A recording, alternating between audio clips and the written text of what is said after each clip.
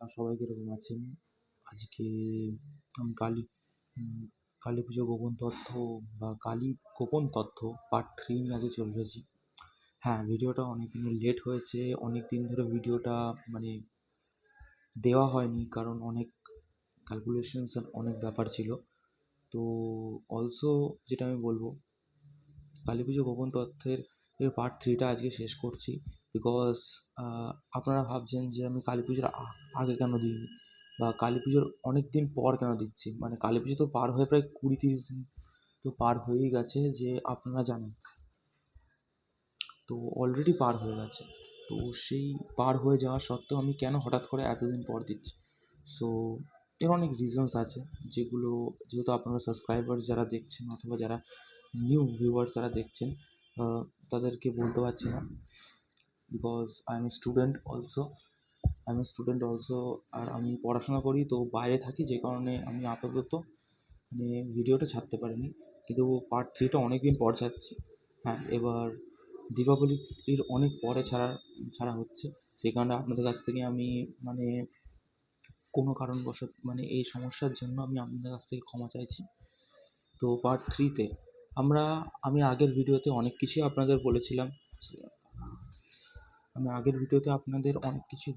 কালী পুজো গোপন তথ্য নিয়ে অনেক কিছু বলেছি, অথবা মায়ের রূপ ভঙ্গি বা সাপ থেকে শুরু করে অনেক কিছু বলেছি। যারা আগের দুটো পার্ট দেখেননি তারা প্রথমে গিয়ে এগুলো দেখুন, তারপরে আমার বাকি ভিডিওসগুলো দেখবেন, তাহলে আপনারা বুঝতে পারবেন। তো আগের পার্টে আমরা গোপন তথ্য বা ব্রাহ্মণদের বিভিন্ন চিন্তাভাবনা সম্পর্কে বলেছিলাম, যে না, এক একজন ব্রাহ্মণ এক এক রকমভাবে মায়ের পুজোর নিয়ম এবং বিধি মানে। এবার অনেকজনের মধ্যে আজকে যে বিষয়টা নিয়ে যে আলোচনা করব, সেটা হচ্ছে যে অনেক মানুষের ভীতি বা মানুষের ভয় নিয়ে আমি বিশেষ করে আলোচনা করতে চাই। বিকজ আমার স্টেটমেন্টের উপরে অনেকজন বেস্ট করে নিজের বাড়িতে পুজো করবেন বা নাও করতে পারেন, সেটা আপনাদের নিজস্ব মানে নিজের ব্যাপার। সো বিষয়টা হচ্ছে গোপন বিষয়টা হচ্ছে যে অনেক ব্রাহ্মণ, যখন আপনারা ফার্স্ট টাইম যখন পুজো শুরু করেন, তখন অনেক ব্রাহ্মণ বলেন যে আপনারা এই করবেন না, ওই করবেন না, অথবা আমাদের নিয়ম অনুসারে এই করবেন। তো আপনারা প্রথমবারে জানার সত্ত্বেও আপনারা কী করেন, না জেনে বা না বুঝে ব্রাহ্মণের কথা শুনে আপনারা যেমন খুশি আপনারা কাজ অ্যাপ্লাই করেন। জিনিসটা আমরা দেখে থাকি, অনেকজনের ক্ষেত্রে এটা হয়। তো না জেনে শুনে অনেক কিছু করে।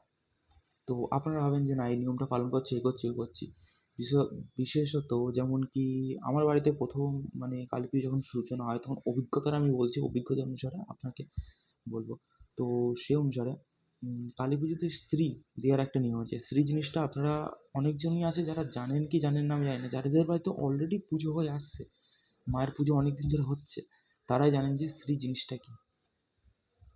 বাস্তবে স্ত্রী জিনিসটা হচ্ছে যে এক ধরনের মানে বিয়েতে যে জিনিসটা দেওয়া হয় বা অনেকজনের মধ্যে বিয়েতে দেয়, আতপ চাল দিয়ে একটা মানে থালার মধ্যে বা তো উঁচু করে একটা একটা মানে চাল দিয়ে, আতপ চাল দিয়ে তৈরি করা এক ধরনের পিরামিড টাইপের হয়। তো স্ত্রী দেয়, তো দিতে হয়। তো এরকম নিয়ম থাকে অনেকজনের, আবার অনেকজনের এই নিয়ম থাকেও না। সেরকম আপনাদের কুলো সাজানোরও প্রচুর ভিন্ন রকম নিয়ম আমরা দেখে থাকি, ঠিক আছে? এবার যার বংশে যেরকমভাবে পুজো সূচনা করেছে বা যার বংশে যেরকমভাবে কুলোটা সাজানোর নিয়ম সেরকম।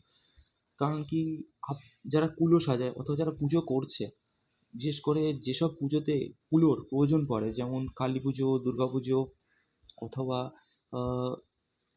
লক্ষ্মী পুজোতে মানে প্রয়োজন পড়ে না, আমি বিশেষত জানি না, তা বলছি কালী পুজো, দুর্গা পুজো, শক্তি আরাধনার ক্ষেত্রে যেসব পুজোগুলো হয়, সেসব পুজোর ক্ষেত্রে কুলোর প্রয়োজন পড়ে। মানে যেখানে মায়ের মাতৃরূপের যেখানে পুজো হয় সেখানে পড়ে।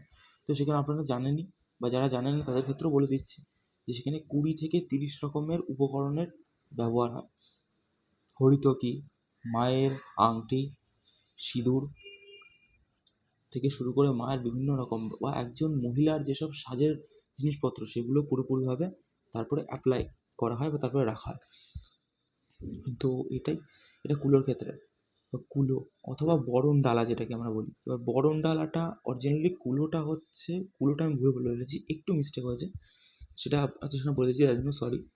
সেটা হচ্ছে বরণ ডালাটা হয় এরকম, মানে হরিতকি বা বিভিন্ন রকম সাজের জিনিসপত্র, অথবা তার সঙ্গে চাল, ধূপ, ধূপ না চাল, হরিতকি, সুপুরি, কালো জিরে, কালো জিরে বা কালো সর্ষে, তারপরে হচ্ছে ধান, তারপর হচ্ছে যব, সব কিছু যায় ওইটা।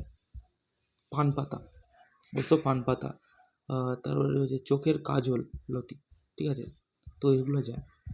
আর ওটা বরণডালা।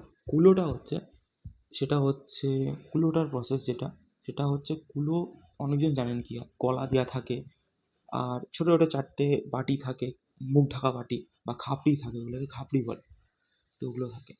আমরা খাপড়ি বলি, এবার এক এক জায়গায় এক এক রকম বলে, এক এক জন এক রকম বলে, তো সেটা আমি জানি না।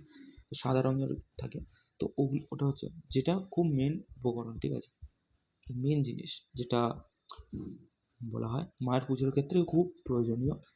এই 3টে জিনিস, 1 নম্বর হচ্ছে কুলো, বরণডালা, আর একটা হচ্ছে স্ত্রী, যেটা আমার ক্ষেত্রে এক, কিন্তু আপনাদের ব্রাহ্মণ আপনাদের কীরকম পুজোতে বলেছে সেটা আপনারাই জানবেন, সেটা আমি জানবো না। এবার আগের দিনের কী কী বলেছি সেসব প্রশ্নের আজকে উত্তর দেবো, ঠিক আছে, তো কি আপনাকে এক্ষুনি বলছি। আপনাকে যেগুলো এতক্ষণ ধরে বললাম সেগুলো আপনারা নিশ্চয়ই শুনেছেন। তো আগের পার্টে আমি আপনাকে মায়ের হাতের কারুকার্য আর বিভিন্ন রকম তথ্য সম্পর্কে আপনাদের বলেছিলাম। তো সে সম্পর্কে আপনাদের আগের পার্টে আমি অনেকটাই বলে দিয়েছি, মানে 100-এর মধ্যে আমি 70% আপনাদের বলেই দিয়েছি। এবার এখন বাকি আছে বাকিটুকুনি, ওইটুকুনি বলে পার্ট 3টা আজকে শেষ করব। তো বিশেষত পার্ট 3 এর মধ্যে আপনাকে এতক্ষণ ধরে যেগুলো কুলো সাজানো যেসব নিয়মকানুন, সেগুলো আপনাকে বলে দিয়েছি, ঠিক আছে, সাজানোর নিয়মকানুন থেকে শুরু করে সব কিছুই বলে দিয়েছি। এবার যে মেন কথাটা বলেছিলাম যে দেহের কারুকার্যের ক্ষেত্রে হাতের কারুকার্যটা খুব ম্যান্ডেটরি বা খুব প্রয়োজনীয়। তো যে কারুকার্যটা ছিল হাতের কারুকার্যটা খুব ম্যান্ডেটরি আর খুব প্রয়োজনীয়, অনেকজন বলে এটা প্রয়োজনীয় বটে, কারণ পালেদের মতে, যেটা আমি জানতে পেরেছি, এক একজনের এক এক রকম মত, সো কনফার্ম আমি জানি না, কিন্তু পালেদের মতে বলা হয় যে যে কালী মায়ের মূর্তি বা মায়ের যে মূর্তিতে হলুদ রঙের ব্যবহার করা যায় না। জিনিসটা একটু অদ্ভুত না? আপনারা অনেক দিন ধরে দেখে যাচ্ছেন যে মায়ের মূর্তিতে হলুদ রঙের কারুকার্য করে মায়ের মূর্তিটাকে তৈরি করেছে, মানে হলুদ রঙের ডিজাইন করা, হাতে কলকা আঁকা, এসব দেখছেন, কিন্তু হঠাৎ করে আপনারা জানতে পারছেন না এগুলো হয় না। একটু অদ্ভুত আর কি, এরকম পালেরা, যার কাছ থেকে আমি আমার বাড়ির ঠাকুর বানাই, তিনি 8 জেনারেশন ধরে ঠাকুর বানিয়েছেন। তো ওনারা বলে যে হলুদ রঙের ব্যবহার করা যায় না, কিন্তু বর্তমান যুগে করা যায়। ব্যাপারটা হচ্ছে, এবার মূর্তির ক্ষেত্রে বলবো যে আপনারা যে রূপে বা যে স্বরূপে মাকে মানে ভালোবাসেন, যে রূপে মাকে দেখেছেন, সেই রূপে আপনারা মাকে পুজো করতে পারেন, কিন্তু তারও কয়েকটা লিমিটেশনস আছে, একটু লিমিটেশনস আছে। লিমিটেশন এটা হচ্ছে যে আপনারা শুধু দক্ষিণাকালী পুজো করতে পারেন আর রক্ষাকালী পুজো করতে পারেন, ওছাড়া কোনো কালী পুজো বাড়িতে করতে পারেন না, যেটা আমি একদম স্টার্টিংয়েও বলেছিলাম, দ্বিতীয়তেও বলেছি, ঠিক আছে, একদম শুরুর ভিডিওতে আমি বলেছিলাম যে বাড়িতে রক্ষাকালী আর দক্ষিণাকালী ছাড়া পুজো করা যায় না। ডাকাতকালী পারবেন না করতে, শ্মশানকালীও পুজো করতে পারবেন না। এবার অনেকজন বললো শ্মশানকালী আর ডাকাতকালী এক, কিন্তু পুরোপুরি মিথ্যে, ভুল ধারণা।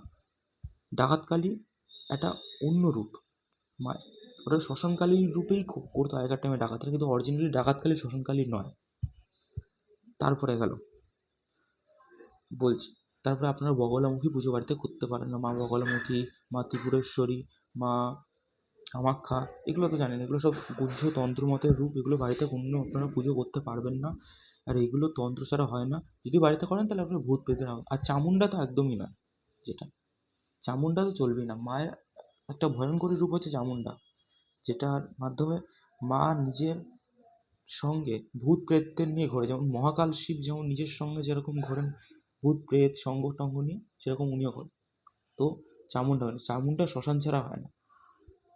সিদ্ধিকালী, যেটা সিদ্ধিকালীটা শুনিনি, আমাদের শাস্ত্র কালী তন্ত্রমত শাক্ত নিয়ম, বিভিন্ন শাস্ত্র, শক্তিমতের বিভিন্ন শাস্ত্র মতে কালীর বহু রূপ আছে, কোথাও 70টা, কোথাও 100টা, কোথাও 72টা, বা কোথাও 20টা, ঠিক আছে। দশমহাবিদ্যায় টোটাল আমাদের মোট যতটা আমি জানি 12টা কাছাকাছি মায়ের রূপ আছে, 10টা অথবা 12টা, যতটা আমি জানি। এবার গিনতে একটু কনফার্মেশন, গিনতে যদি একটু ভুল হয় তাহলে তার জন্য আমি আপনার কাছে মিস্টেক্সের জন্য আপনার কাছ থেকে কিছুটা ক্ষমা চাইছি। বাট এরকম রূপ হয় যেটা আমি জানি। তো দশমহাবিদ্যার মধ্যে শুধুমাত্র আমরা দক্ষিণাকালী আর রক্ষাকালীটাই পুজো করতে পারি বাড়িতে, গৃহস্থ বাড়িতে, নিজের বাড়িতে ছাদের তলায়। শ্মশানকালী চলবে না। সো এবার যাই হোক, আপনাদের সব বলা হয়ে গেছে। তো আপনাদের বলেছিলাম আগের ভিডিওতেই যে কালী পুজো কী করে শুরু হয়েছে, কালী পুজোর সূচনার ইতিহাস সম্পর্কে আপনাদের সঙ্গে টোটাল আমি পুরো একটা হিস্ট্রি আলোচনা করব নেক্সট একটা ভিডিওতে।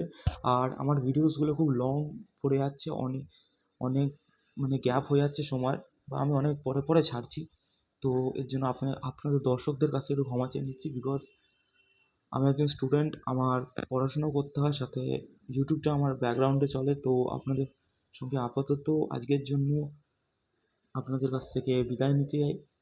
আর দ্বিতীয় ভিডিওতে সব কিছু বলবো কালী পুজোর সম্বন্ধে। তো প্লিজ সাবস্ক্রাইব করবেন, লাইক করবেন আমার চ্যানেলটা, আর বেল আইকনে ক্লিক করবেন। ওকে, যার মাধ্যমে আপনাদের আমি আমার তৈরি করা আরও ভিডিও জানাতে পারি, আর আমার কালী পুজো সম্পর্কে যেসব আমি তথ্য অর্জন করছি সেগুলো আপনাদের সঙ্গে আরও শেয়ার করতে পারি। আর এই একটা মেসেজ ওদের জন্য যারা আমার থেকে যারা বয়সে খুব সিনিয়র, অথবা যেসব শাস্ত্রবান মানুষরা আছেন যারা ভিডিওস তৈরি করেন, বা বিশেষ করে অ্যাস্ট্রোলজার, তান্ত্রিক আছেন, বা যারা শাস্ত্র আমার থেকে বেশি জানেন, আমি তাদের কাছে রিকোয়েস্ট করবো যে আমার কোনো ভুল ত্রুটি হলে আমাকে একটু বলে দিতে, অথবা আমাকে শিখিয়ে দিতে, বা ভুল ত্রুটিগুলো আমার সামনে দেখিয়ে দিতে, যাতে আমিও, বা আমাকে কিছু শেখাতে, যাতে আমিও তাদের কাছ থেকে আমি তথ্য জানতে পারি। ওকে, তো আজকের জন্য বাই বাই, গুড বাই, ধন্যবাদ সবাইকে, নমস্কার।